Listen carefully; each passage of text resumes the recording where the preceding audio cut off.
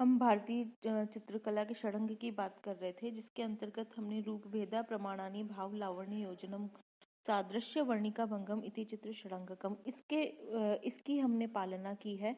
और इसके अंतर्गत हमने रूप भेद की चर्चा कर ली है, प्रमाण की कर ली है, भाव की कर ली है। हम अगली चौथी जो योजना है वो है लावण्य योजना। लावण्य योजना से तात्पर्य है कि सौंदर्य। लावण्य योजना से सौंदर्य का माप हम निर्धारित करते हैं। चित्र में प्रमाण, रूप व भाव के साथ जब लावण्य का होना भी अति आवश्यक हो जाता है। चित्र में प्रमाण, रूप तथा भाव के साथ जब लावण्य योजना मिल जाती है, तब वस्तुतः चित्र में लावण्य का प्रदर्शन होता है। लावण्य का उपयोग चित्र में मधुरता लाने के लिए भी किया जाता है। लावण्य योजना का यह अंग कला के अप्रत्यक्ष मानों से संबंधित रखता है। कभी कभी किसी चित्र में रूप, प्रमाण, भाव आदि सभी कुछ होने पर भी हमें चित्र अच्छा नहीं लगता। इससे तात्पर्य है कि उसमें लावण्य अर्थात सौंदर्य अथवा मधुरता की कमी है। भाव यदि आंतरिक सौंदर्य का बोधक है, तो लावण्य चित्र के बाह्य सौंदर्य का वाहक है। अर्थात बाह्य अलंकरण का समावेश किया जाता किसी चित्र में किया गया है तो वहां पे लावण्य योजना होती है। एक ग्रंथ है उज्ज्वल नीलमणि, जिसमें कहा गया है कि मोती के रूप की आभा भी निष्प्रभ है यदि लावण्य उससे दीप्ति नहीं प्रदान करता है। उसी प्रकार चित्र के रूप, प्रमाण और भाव सभी निष्प्रभ है यदि उनमें लावण्य की प्राप्ति न हो। लावण्य चित्र में वही स्थान रखता है जो स्थान नमक का दाल में होता है, न थोड़ा ज्यादा न कम। अतः लावण्य योजना भी उचित प्रकार की होनी चाहिए। इस प्रकार लावण्य चित्र का एक महत्वपूर्ण अंग है, जिसके बिना चित्र अधूरा होता है। अगला षडंग जो है वह है सादृश्य।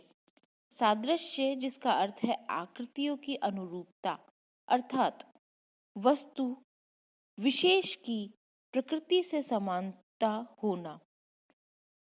कहा गया है कि सादृश्यम प्रधानतम प्रतिकीर्तितम, किसी रूप के भाव को किसी अन्य रूप की सहायता से प्रस्तुत कर देना ही सादृश्य के अंतर्गत स्थान रखता है। अतः चित्र में सादृश्यता का अथवा किसी वस्तु की प्रकृति से अनुरूपता का होना भी आवश्यक समझा जाता है। इस प्रकार वस्तु अथवा दृश्य के साथ तुलना अथवा समानता का नाम ही सादृश्य है।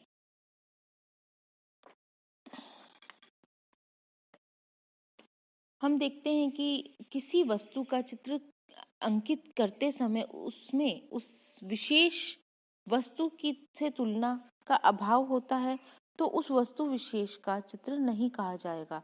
अर्थात उस चित्र में उस वस्तु विशेष के साथ सादृश्य का अभाव है। उदाहरण के लिए यदि कृष्ण का चित्र अंकित करते समय चित्रकार उस सभी विशेषणों को उस चित्र में अंकित नहीं करता है जो कृष्ण से संबंधित है, जैसे मोर पंख बना देना, मुकुट, उनके हाथ में वंशी देना, चित्र का न होकर कुछ और ही होगा, क्योंकि इस चित्र में कृष्ण से सादृश्यता का अभाव हो जाएगा। राम के चित्र में अगर धनुष बाण लिए हुए नहीं दिखाया तो वह राम नहीं कहलाएंगे। रावण के 10 मुख नहीं बनाए तो रावण नहीं कहलाएगा। इस प्रकार चित्र यदि किसी देखी गई वस्तु का हो अथवा कल्पनाजन्य दर्शक उसे पहचानने में किसी दुविधा में न पड़े, तो यह चित्र उत्तम सादृश्य की श्रेणी में आता है। भारतीय चित्रकला के इस अंग का महत्वपूर्ण स्थान है। चित्रकला का यह अंग प्राकृतिक उपमानों से बहुत प्रभावित है, जिसमें सत्य को सुंदरम के साथ चलाने का आग्रह लक्षित होता है। भारतीय कला में शरीर रचना के लिए बाह्य सादृश्य की दृष्टि से निम्नलिखित उपमानों का व्यवहार किया जाता है। कान गिद्ध के पैर के समान, नाक तिल का फूल तोते की चोंच के समान, नथुने सेम के बीज के समान, होंठ कमल की पंखुड़ियों के समान, गला शंख के ऊपर वाले हिस्से के समान, कंधे हाथी के सिर के समान, भुजा हाथी की सूंड के समान, हाथों की उंगलियां सेम की कली या चंपक फली के समान, धड़ डमरू या सिंह की कमर अथवा गाय के चेहरे के समान, जंघा केले के वृक्ष के तने अथवा हाथी की सूंड के समान, पैर की उंगलियां कचनार की फली के समान। इस उपमान के सादृश्य ही चित्र में शरीर रचना का उपाय सुझाया गया है। षडंग का अंतिम चरण है या अंग है वर्णिका भंग। यह बहुत महत्वपूर्ण अंग भी है। उपयुक्त जो पांचों अंगों को पार करने के पश्चात यह साधना सबसे ऊंची मंजिल है। वर्णिका भंग से तात्पर्य है उचित मात्रा में रंगों की मिलावट, उनका प्रयोग तथा उचित परिस्थिति में तुलिका का उचित प्रयोग। अतः विभिन्न वर्णों की सम्मिलित उपस्थिति को ही वर्णिका भंग कहा जाता है। उपयुक्त पांचों अंगों रूप भेद, प्रमाण, भाव, लावण्य योजना और सादृश्य का ज्ञान ही वर्णिका भंग के बिना अधूरा हो जाता है। अतः वर्ण का ज्ञान तथा तुलिका प्रयोग की साधना के द्वारा इसे सिद्ध किया जा सकता है। यदि हमें तुलिका व रंगों का उचित मात्रा में प्रयोग करना नहीं आता तो हमारा यह ज्ञान व्यर्थ हो जाएगा। किसी वस्तु में कौन सा रंग भरना चाहिए, किस रंग से चित्र में उभार या गहराई दिखाई जाती है, किस रंग के साथ कौन सा उपयुक्त रहेगा, कौन सा रंग किस प्रकार की भावना व्यक्त करता है आदि सब वर्णिका भंग द्वारा ही ज्ञात होता है। रंग का सम्मिश्रण कैसे किया जाए?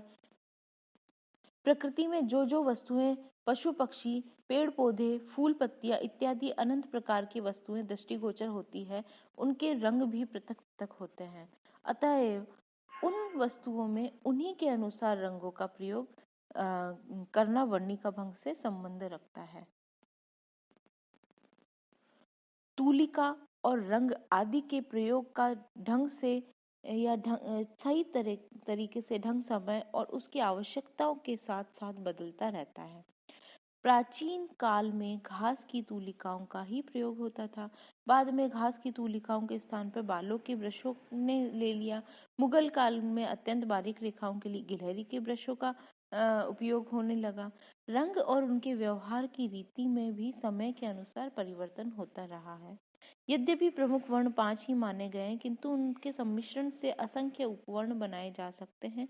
प्राचीन काल में कोयला, गेरू, खड़िया आदि का प्रयोग होता था। अगर देखा जाए तो आगे चलकर चट्टानों से अनेक रंग प्राप्त होने लगे, हरा, नीला, लाजवंती, पेवड़ी इत्यादि। बाद में बौद्ध चित्रों में स्थायी रंगों का पत्थरों को पीसकर बनाए जाने लगे। इस प्रकार के बहुत सारे रंगों के हैं, हम देख सकते हैं उदाहरण जिनके माध्यमों से चित्र रचना होती है। वर्णिका भंग के अंतर्गत वर्ण और तुलिका के ज्ञान के साथ साथ उसके प्रयोग की विधि का भी पूर्ण ज्ञान अति आवश्यक रहता है और उसके लिए कलाकार को साधना करने की आवश्यकता होती है। हम देखते हैं उपयुक्त जो भी हमने 6 अंग जो षडंग पढ़े हैं, उन अंगों का पूर्ण ज्ञान और उनकी सहायता से बनाया गया चित्र ही संपूर्ण चित्र कहलाता है।